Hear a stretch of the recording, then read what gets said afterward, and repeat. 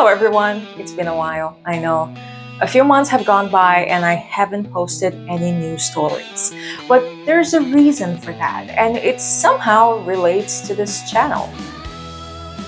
I've been busy focusing on some new projects lately because I accidentally wrote a screenplay. Yeah, I accidentally wrote a film. My name is Bruna Perosello, and this is my real life story.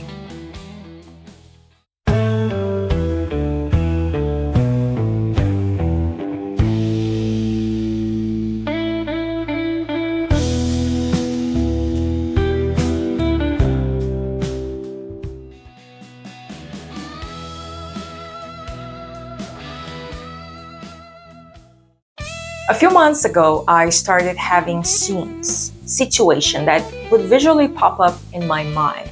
Not about me, not about anyone I know, just situations that looked like movie scenes. It would happen involuntarily as I was driving to work, doing house chores, meditating. No dialogue, no story, just visual content.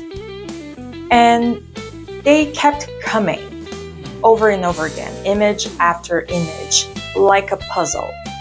I didn't have all the pieces, but I had enough content to put everything together and understand that they were scenes out of a movie. Even with no dialogue, I understood the story. Not a film that I had watched, not a film that already existed. Something new, original, and only I was able to watch it mentally. And the visions I was having were so real, so intense that I could physically feel it. I was living the story. I was living through the story. I was going through their emotions, their own experiences. I was the character. So I decided to write everything down. I put all the images together, translated them into words, and broke them down into scenes. That's when I realized that I had written a script. I wrote a movie. Except I didn't actually write anything. It was as though my body had been a vessel to carry that story, and my only job was to translate everything I saw into words in a format that other people would also learn about it. So I never chose that story. The story chose me. So it turned out to be a short film, and it was clear to me that I had to portray the main character.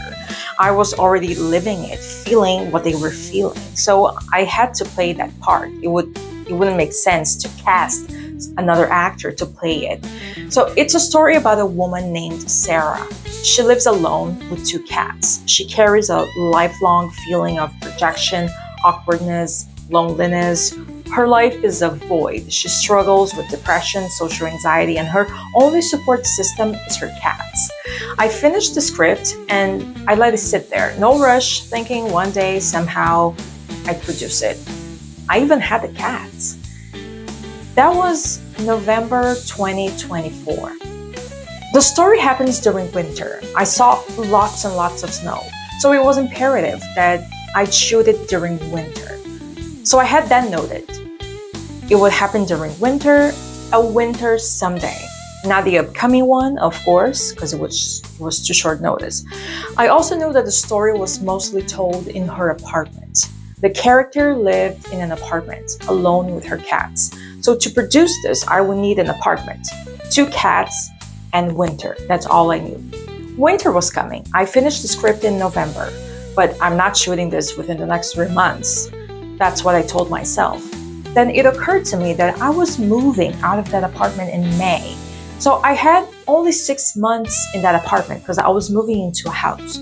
I couldn't shoot it in my new house because the character, Sarah, did not live in a house. She lives in an apartment in a big city. She takes public transportation, and these were very important elements of the story. So I couldn't just rent an apartment to use as a location, because I was shooting with my cats and they needed to feel at home. So it had to be comfortable for both of them and natural, especially for them. That's when I realized that I had to produce it right there and then, and it was time. I had the apartment until May 2025, so I couldn't wait until winter 2026.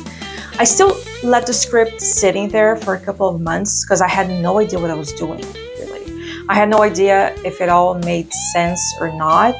I was afraid of sharing it with other people because there was a possibility that I was just being delusional and that the story sucked. So I finally got the courage to share it with someone, and then someone else, and then someone else, and then other people. And they all said, this is actually pretty good. You have to produce this. So I reached out to a teacher from a local film school who is also a screenwriter and producer, and he not only liked my script, but he told me he wanted to produce it. That really got me excited. I thought, this is happening. It's now or never, and it's now. This was late January. We had a few meetings to discuss the project. He was putting together a crew that would take care of production and post-production, and he was trying to find someone to direct it. He even asked me if I wanted to direct it myself or if I wanted someone else to direct it. And I remember I said, well, if I could focus entirely on my work on screen, that would be great. Because the story relies a lot on the actor's performance. So I said, if you know someone who could do it, that would be great. Finally, he was having a hard time finding a director, and when he did, we were facing schedule issues.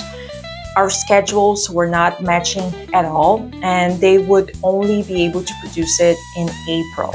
But that would be way too late because I needed winter. I needed snow. So finally, we had to part ways. So they had to drop the project, and I was upset. Maybe it's not meant to be. Maybe my project is just not good enough. All those negative thoughts and limiting beliefs that start popping up in our head when you're facing a challenge, when you're at a crossroads and need to take action. So I asked a few other people I knew if they were interested in directing it, and I was told, sorry, it's too last minute. I really have no time right now. And I even had a feedback from someone saying that they wouldn't do it because they didn't like the script. They didn't like the ending, and they thought it didn't make sense.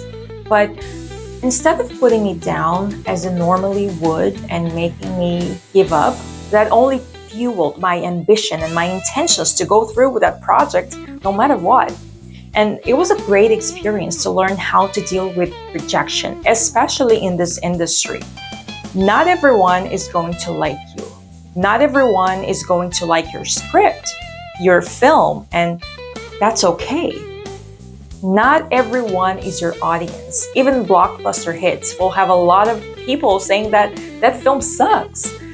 So I decided that I was going to direct it. I was going to act in it and direct it and produce it. And that is the moment when things started moving and doors actually started opening. That's when I finally understood what the role of the director is, and that I already had it in me. I was just afraid. I didn't need anyone else to do it for me. The project wouldn't be the same had it been directed by someone else. I wrote it. I had the vision. I had to direct it. So I posted online that I was looking for a crew, and several people reached out to me. In less than a week, I had everything figured out.